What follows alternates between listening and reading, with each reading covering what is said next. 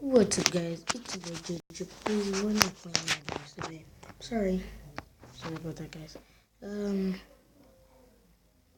This is I don't know if you guys want to watch this or anything, but it's just something I'm gonna show you. Just a little thing. Let's watch this thing.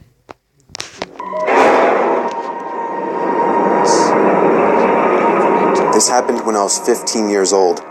My best friend Anthony wanted me to come over for the night since his parents would be gone all weekend. I rode my bike over and put it in his backyard before letting myself in through his back door. We played basically every video game he had, from FIFA all the way to Call of Duty, with popcorn and other junk food spilled out all over the floor. As the night progressed, we moved from video games to watching half a movie and getting bored to doing prank calls at close to 10 o'clock. Anthony made a few calls to different pizza places. When it was my turn, I just dialed a few random numbers in hopes to get someone at their house. On, say, my fourth attempt, I finally reached somebody. A guy with a deep and rough voice picked up, answering with a yeah instead of a hello. Anthony's laughing in the background made me stumble with my words mid-sentence, ultimately cracking up into laughter. I had never done a prank call, so I sucked at it. The guy on the other end was silent. I regained a straight face and tried to continue with the call. It went something like this. Sir, would it be alright if I borrowed one of the wheels from your car? What's your name, kid? My name is Bob. Really? You sure it's not Anthony? It hit me like a brick. I looked up at Anthony, whose face was noticeably full of fear. I hung up the phone, not wanting to be on the line with whoever that was for another second. Anthony, who the hell was that? I asked him. I don't know, he told me. Does your caller ID info display your name or something? No, it shows my dad's name. We hopped on the computer and did some research, trying to figure out how it was possible to get someone's name through their phone number. It didn't make sense how he could get Anthony's name so quickly. He was way too young at the time to be on any of those personal information sharing websites.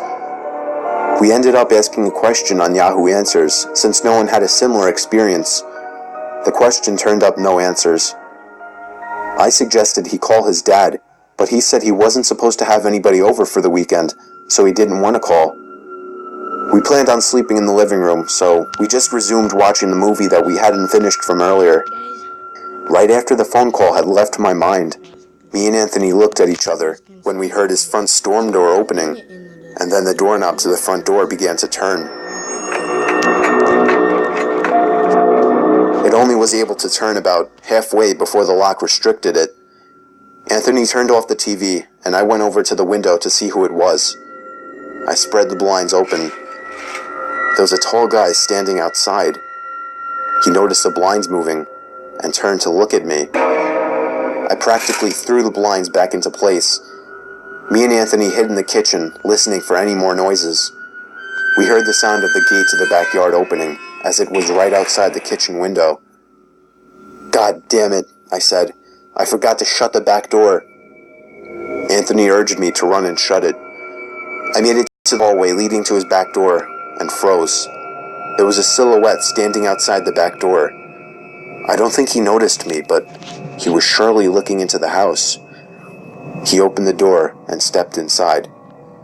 I tiptoed to the kitchen and motioned for Anthony to follow me upstairs. We made it to his room as quietly as possible, pulling the door shut to avoid making any noise. We crawled under his bed. He had cloth covering the bottom of his bed, so you couldn't see anything under it unless you actually moved the cloth. The doors downstairs all opened, each one getting closer to the stairs. Thumps finally began up the stairs, and he was right outside the door now. The door to the room opened. I could hear Anthony's breathing. It was too loud. Footsteps moved over to the closet, and then the closet opened. I could hear the coat hangers being slid around as the fabric of the jackets and coats rubbed against each other. Footsteps moved over to the bed and stopped. I felt like my heart was about to explode out of my chest. Anthony's breathing was too loud. I had to cover his mouth with my hand. Nothing but silence in the room now. We laid still for so long, I almost thought he wasn't even in the room anymore. I moved my hand away from Anthony's mouth and whispered in his ear, "You think we can make a run for it?" He was about to answer when the most disturbing, memory-haunting scream I'd ever heard filled my ears as Anthony was seemingly dragged out from under the bed. I crawled out and saw him struggling with the man. I desperately looked around for anything to use as a weapon. I settled with the screwdriver sitting on his nightstand. I hurried over to the man and drove the screwdriver into his back. He let go of Anthony as he let out a scream of agony, giving us time to get the hell out of the house. Running onto the road would give away our position too easily. It would take too long to make it to his neighbor's house. We dove for the tree line in the woods and took cover behind a bush, watching the house. The back door opened as the man stepped outside, looking around the backyard. He then looked out to the woods. I felt his eyes pass me as he scanned through the tree line. It seemed that it was too dark for him to see us. Then, he turned his head back in our direction. I ducked behind the bush.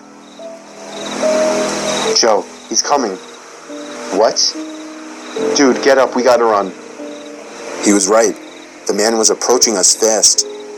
How could he have seen us?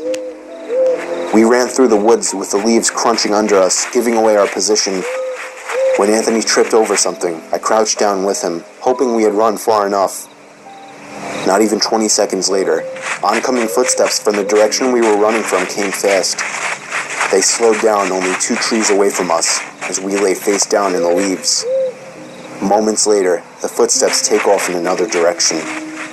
We waited until we could no longer hear them and took off back in the direction of the house. While running, over the sound of leaves crushing and my heavy breathing, I could swear I heard leaves crushing from behind us. We made it back to his backyard, into his house, and this time remembering to shut the back door. We were now able to call the police. Anthony stayed on the line with them, while I patrolled the back windows, making sure nobody was out there. It was so dark, though, I couldn't see anything. So I did something that seems stupid today. I turned on his backyard lights, and immediately in the distance, over by the woods, I saw him, standing in front of a big tree. He turned off back into the woods and disappeared out of sight. That was the last time me or Anthony ever saw him. I would be lying if I told you we heard the occasional knocks at our windows or something cliche. No, that was it. 5 years have passed and nothing has happened. Do I wonder if it was somehow linked to the prank call? Maybe. Does it make sense? Not really. But yeah, this was the story of how me and my still best friend Anthony almost died during a break-in.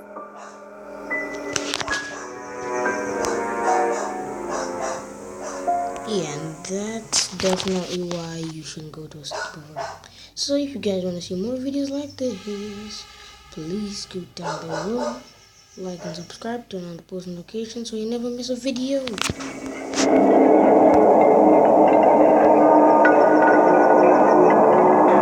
Centuries ago,